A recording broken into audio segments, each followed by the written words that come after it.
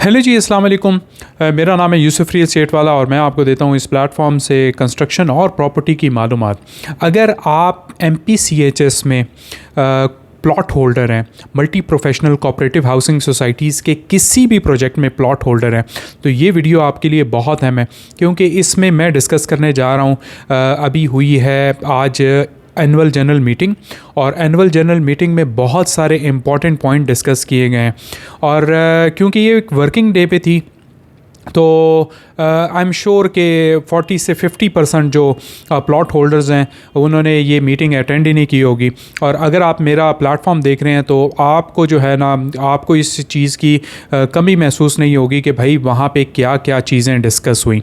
तो मैं एक एक करके तमाम पॉइंट्स डिस्कस करूँगा। अगर आप जानना चाहते हैं कि जी ब्लॉक की पोजीशन दे दी गई है या नहीं, तो ये जो है ना वीडियो आपके लिए है। अगर आप ये जानना चाहते हैं कि भाई आपके ऊपर कोई नए चार्जेस कोई इम्पोज तो नहीं हुए, या कोई और डेवलपमेंट वर्क होने जा रहा है, मोटरवे इंटरचेंज बनने जा रहा है या नहीं जा रहा, ठीक है, इन तमाम की मालूमात जो है ना मैं आपको दूंगा इस वीडियो में, क्योंकि मैं वहाँ पे मौजूद था और आपके लिए मैंने एक एक पॉइंट लिखा है और ये तमाम पॉइंट्स में पहुँचाना मेरी ज़िम्मेदारी थी। बहुत सारे लोग मुझे कॉल करके एक एक फ़र्दन पूछ रहे हैं कि भाई ये चीज़ हुई है या नहीं हुई, तो मैंने कहा एक वीडियो बना लेता हूँ ताकि आप लोगों को आसानी हो जाए। अच्छा जी, सबसे पहले तो इस AGM में एनुअल जनरल मीटिंग में जो MPCHS multi professional cooperative housing society की हुई थी, इसमें सबसे अहम बात ये थी कि ये पहली AGM थी इलेक्शन। राव साहब एज ए प्रेसिडेंट इलेक्ट हुए थे लास्ट इलेक्शंस में, और उन्होंने बहुत सारी अहम बातें की। मैंने एक एक करके जो पॉइंट नोट किया हुआ है मैं आपको एक एक करके बता देता हूँ। अगर आपका उसके बारे में कोई भी सवाल है तो आप कमेंट में बता दीजिएगा, मैं उसके ऊपर या तो आपको वीडियो बना दूंगा या फिर मैं आपको उधर ही रिप्लाई कर दूंगा। सबसे पहले जी बात जो इस मीटिंग में डिस्कस हुई थी वो कुछ एफ़र्ट्स थी लास्ट ईयर।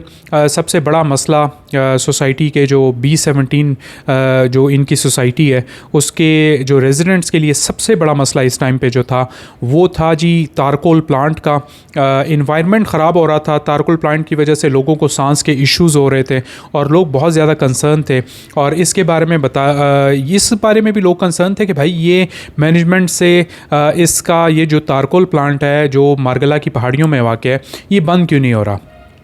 तो वो सारी मुश्किलात उन्होंने एक्सप्लेन की मोहम्मद असलम राव साहब ने, प्रेसिडेंट साहब ने, और प्रेसिडेंट साहब ने आखिर में खुशखबरी सुनाई कि भाई ये जो है ना, हम कानूनी तौर पे ये जंग जीत चुके हैं और हम इस स्टेज पे हैं कि हम इस तारकोल प्लांट को परमानेंटली बंद करा सकते हैं। इसके अलावा इस टाइम पे फंक्शनल नहीं है लेकिन परमानेंटली बंद भी हो जाएगा। उसके बाद जी एक और चीज़ जिसके ऊपर डिस्कस किया गया वो था वाटर सप्लाई का इशू। वाटर सप्लाई का इशू जी, क्योंकि B17 की आबादी रफ्ता रफ्ता बढ़ती जा रही है, यहाँ पे नए नए घर तामीर हो रहे हैं, लोग इस्लामाबाद के गिरदो नवा से शिफ्ट हो रहे हैं इस जगह पे, और लोगों को एक ही कंसर्न होता था कि भाई हमारा जो वाटर सप्लाई का निज़ाम जो है वो कैसा होगा। बहुत सारे ऐसे सेक्टर्स हैं जिनमें इशू नहीं है, ठीक है, बहुत सारे ऐसे ब्लॉक्स हैं, लेकिन बेशतर ब्लॉक ऐसे हैं जिनमें इशू है और वहाँ पे लोग रह रहे हैं और उनको टैंकर्स का सहारा लेना पड़ता है और दो दिन उनको वेट करना पड़ता है टैंकर के लिए। तो इस इशू को उन्होंने रिजॉल्व किया ऐसे कि भाई लास्ट टाइम भी ये बात हुई थी कि भाई B ब्लॉक से वो स्टार्ट करेंगे। B ब्लॉक में जो ऑलरेडी पाइपलाइंस बनी हुई थी उनको कनेक्ट किया गया और उनको कनेक्शन के बाद जो है ना वहाँ से सप्लाई भी शुरू हो चुकी है और टेस्ट के तौर पे 4 से 5 घरों को कनेक्शन भी दिया जा चुका है, ठीक है। B ब्लॉक में वैसे इतना मसला नहीं है पानी का, लेकिन ये एक अच्छा कदम था कि भाई एक साइड से इन्होंने शुरू करना है। उसके बाद अगला जो नंबर है वो C1 ब्लॉक का है, फिर C, फिर D, फिर E जो इको ब्लॉक है, और फिर उसके साथ F ब्लॉक को, ये जो जिस ब्लॉक में भी इशू आएगा वो इशू रिजॉल्व होगा। लेकिन मेन मसला ये था कि देखें पानी की सप्लाई वहाँ से आएगी जब आपके पास पानी होगा। तो सोसाइटी में ने एक बहुत बड़ा रिजर्वायर डिस्कवर किया है अंडरग्राउंड, और उसके लिए एक टीम की उन्होंने खिदमात ली थी और उस टीम का भी उन्होंने मेंशन किया कि भाई ये टीम हमारे साथ इन्वॉल्व थी।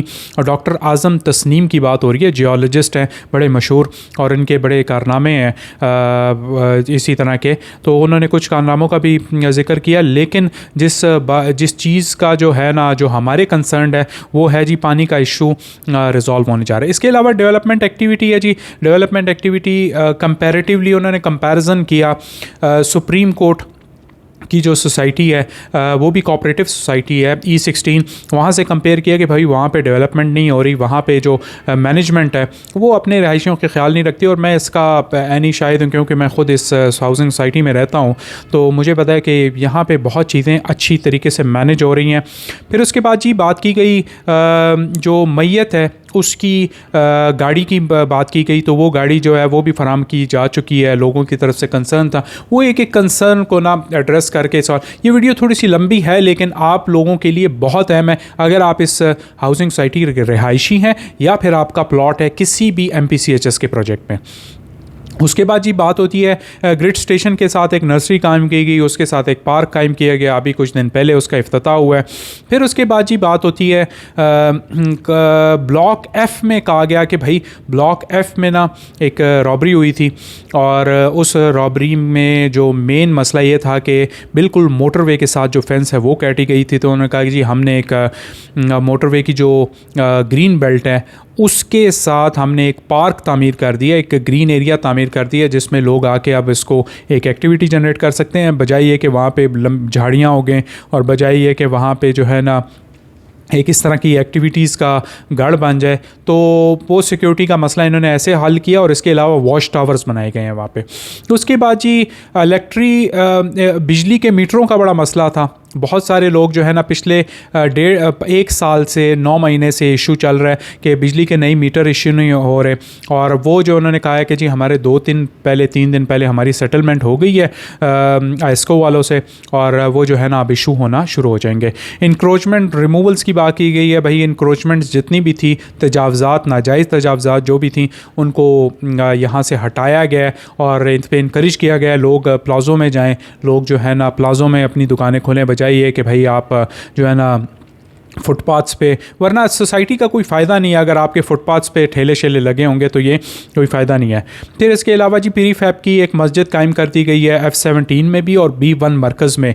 ये कहा गया है F17 में जी मेडिकल सेंटर को अपडेट किया गया है। इसके अलावा रेजिडेंशियल ऑर्चर्ड स्कीम में मेडिकल सेंटर को लॉन्च किया गया है।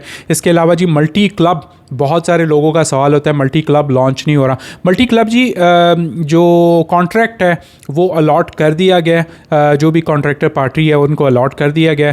अब वेट है उसी कॉन्ट्रैक्टर पार्टी का कि वो कब इसको जो है इसको कब वो मेंबरशिप्स को ओपन करेंगे। उसके बाद जी जो नफ़ीस बंगेश साहब हैं, मेजर नफ़ीस बंगेश साहब सिक्योरिटी हेड हैं, उनको काफ़ी सराहा गया कि भाई उन्होंने काफ़ी काम किया है।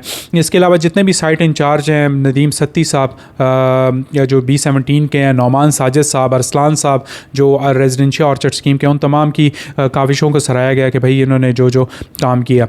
एक और जी बहुत इम्पॉर्टेंट कंसर्न वो ये था कि ये जो B17 का A और B सेक्टर तो CDA के हदूद के अंदर आता है, टेरिटरी के अंदर आता है, इस्लामाबाद की टेरिटरी के अंदर आता है। तो इस्लामाबाद की टेरिटरी के अंदर C, D, E, F, G block क्यों नहीं आते, और उनका कहा गया कि जी कोशिश करें अगर आ जाएं। तो वैसे CDA इस पे काम कर रही है, CDA ऑलरेडी अपना रिवीजन ऑफ मास्टर प्लान कर रही है, और CDA जब इस पे मास्टर ऑफ रिवीजन प्लान करेगी तो ये मोटरवे तक तकरीबन तमाम जो जितने भी ब्लॉक्स आ रहे हैं ना वो तमाम जो हैं वो CDA के अंडर आ जाएंगे, लेकिन अभी ऑन होल्ड है, उसका कोई जो है वो। फिर RNG, LNG और RNG का जो मसला था, स्वी गैस का मसला था C ब्लॉक में, E ब्लॉक में, F ब्लॉक में, उसको कहा गया कि भाई वो बहुत महंगी है। जो LNG और जो RNG है वो बहुत महंगी है स्वी गैस से, ठीक है। उसका मसले को डिस्कस किया गया। मोटरवे की बात की गई जी। मोटरवे का अभी मैं आपको बता दूं कि मोटरवे का जो अभी फ़िलहाल कोई ऐसा फ़ैसला नहीं हुआ, ऐसी कोई प्रोग्रेस नहीं है, ऐसी अपडेट नहीं है जिसको डिस्कस किया जा सके। ये मेरे अल्फाज नहीं है, ये चौधरी मोहम्मद असलम राव साहब के अल्फाज हैं। उन्होंने कहा जी ऐसा कोई अभी फ़िलहाल नहीं किया गया फ़ैसला, ठीक है। उसके बाद जी नॉन पोजेशन प्लॉट्स के बारे में कहा गया, जो जिन को ROS में नॉन पोजेशन प्लॉट्स हैं वो आएँ अपने प्लॉट री अलॉट करना चाहते हैं, री अलॉट करवा लें, ये कहा गया है। फिर उसके बाद जी जी स्कूल की बात की गई, सरकारी स्कूल की एक बिल्डिंग IMCG IMCB दोनों की अप्रूव्ड थी, लेकिन गवर्नमेंट के पास इस टाइम पे पैसे नहीं है, तो इस टाइम पे उन्होंने उसको इनकार कर दिया। उन्होंने कहा जी हम इसको अपने तौर पे इसको बिल्ड नहीं कर सकते, ये कहा गया। और वो अब जो प्लॉट जो B17 ने गवर्नमेंट को दिए थे वो अब वापस बागुजार करा रही है ताकि उसके किसी और पार्टी को दिए जा सकें। फिर उसके बाद जी ROS स्कूल की बात की गई। ROS में जो है वो स्कूल की तामीर शुरू हो चुकी है। बाउंड्री फेंसिंग की बात हुई है जी। बाउंड्री फेंसिंग का जो कॉन्ट्रैक्ट है, टेंडर, वो अप्रूव हो चुका हुआ है, टेंडर लॉन्च हो चुका हुआ है और अप्रूवल हो चुकी हुई है उसकी जो भी अमाउंट थी। रोड जो है वो जी रफ्ता रफ्ता कारपेट हो रही हैं। रोड सबसे ज़्यादा मैं आपको बता दूं B17 में बहुत रोड्स कारपेट होती हैं, हर वक्त कोई ना कोई रोड जो है ना कारपेट, लेकिन वो होगी गर्मियों में ज़्यादातर होती हैं। फिर जी F70 में पानी का इशू था, वो एक कंपनी को, एक प्राइवेट कंपनी को अलॉट हो चुका है उसका टेंडर, वो पानी का इशू भी रिजॉल्व हो जाएगा। फिर उसके बाद ये कहा गया था कि रेजिडेंशियल ऑर्चर्ड स्कीम में ATM नहीं है, तो समिट बैंक का ATM जो है वो वहाँ पे लग गया। और रेजिडेंशियल ऑर्चर्ड स्कीम की बात कर रहा हूँ, मल्टी रेजिडेंशियल जो जंग बहादुर इंटरचेंज पे वाक़ है। फिर स्कूल की बात की गई, मोबाइल टावर की बात की गई कि भाई मोबाइल टावर जो है वो वहाँ पर रेजिडेंशियल ऑर्चर्ड स्कीम में नहीं है, वो उसकी भी बात हो रही है, क्योंकि वहाँ पे एक और हाउसिंग सोसाइटी जो अभी रिसेंटली मर्ज हुई है, जो इसी AGM में उसकी बात हुई है, इसी AGM में उसकी ये बात हुई है कि भाई सर सैयद हाउसिंग सोसाइटी है जिसको मर्ज कर दिया गया MPCHS में। अब जितनी भी डेवलपमेंट है वो MPCHS करेगी। बहुत अच्छी न्यूज़ है, बहुत बड़ी न्यूज़ है सर सैयद हाउसिंग सोसाइटी, जिन के भी उसमें प्लॉट है उन लोगों के लिए। Sir Syed housing society cooperative housing society है, उन्होंने अपने तौर पर तमाम लोगों ने वहाँ तमाम मेंबरान ने उसकी अप्रूवल दी हुई थी, लेकिन हमारे AGM से उसकी अप्रूवल होना बाकी थी, तो हमारी एनुअल जनरल मीटिंग में भी तमाम मेंबर्स ने उसकी अप्रूवल दे दी थी। उसके अलावा जी ट्रांसफ़र फीसिस की मद में थोड़ी सी चेंजेस आई हैं, वो जब एक परफॉर्मा आएगा तो वो मैं आपको बता दूंगा। इसके अलावा ने जो मेंटेनेंस चार्जेस हैं वो लगा दिए हैं। B17 अपने इसके लिए मशहूर था कि यहाँ पे मेंटेनेंस चार्जेस किसी चीज़ के नहीं होते, लेकिन मेंटेनेंस चार्जेस जो है वो इम्पोज हो चुके हुए हैं। 5,000 रुपये पर जो है ना घर, ये अब मेंटेनेंस चार्जेस देने होंगे जो भी इधर रह रहा है, ठीक है। ये एक बहुत बड़ी बात है, लोग पहले इधर देते नहीं थे, लेकिन एनीवे देने तो पड़ेंगे। अच्छा, उसके अलावा एक बहुत बड़ी बात जी, G ब्लॉक की पोजीशन बिल्कुल जी अलॉट हो चुकी है। G ब्लॉक की पोजीशन लॉन्च हो चुकी है। अगर आपका प्लॉट है G ब्लॉक में, अपनी प्लॉट को NDC कराएं, आखिरी किस्त दें, ऑल ड्यूज़ उसको क्लियर आपने कराया होगा, लेकिन उसका नो डिमांड सर्टिफिकेट ले लें ताकि आपको सोसाइटी का कुछ देना ना पड़े। उसके बाद ये है कि आप फेब में घर बना सकते हैं वहाँ पे, ठीक है। फेब की उन्होंने इजाज़त मांगी है कि जी आप हमें अभी ले लें NDC और फेब में आप उधर घर बनाना शुरू कर दें, तो फेब में बस ये घर बनाना शुरू कर देंगे। और ये तमाम जी मामलात थे AGM में। एनुअल जनरल मीटिंग हर साल होती है, हर कोऑपरेटिव हाउसिंग सोसाइटी को ये लाजिम होता है कि वो एक एनुअल जनरल मीटिंग कराए, जितने भी उस साल की कारकर्दगी है उसको लोगों के सामने रखे, लोग मीन उसके मेंबरान के सामने रखे, जो भी उसके रहायशी हैं उस स्कीम्स के उनके सामने रखे, और जो नए जो भी इक़दामात हैं उसकी अप्रूवल ली जाए हाउसिंग। और वहाँ पर डायरेक्टर कोऑपरेटिव हाउसिंग सोसाइटी का जो ऑफिस का स्टाफ है वो मौजूद होता है इस चीज़ को मेक श्योर कराने के लिए कि भाई वाकई में लोग को कि किसी चीज़ पे एतराज़ तो नहीं कर रहे। लेकिन अब ये वाहिद हाउसिंग सोसाइटी है जिसका जो AGM है वो थोड़ी सी सुकून से चलती है, वरना मैंने ऐसी AGMs देखी हैं जहाँ पे मार कुटाई बड़ी होती है, ठीक है।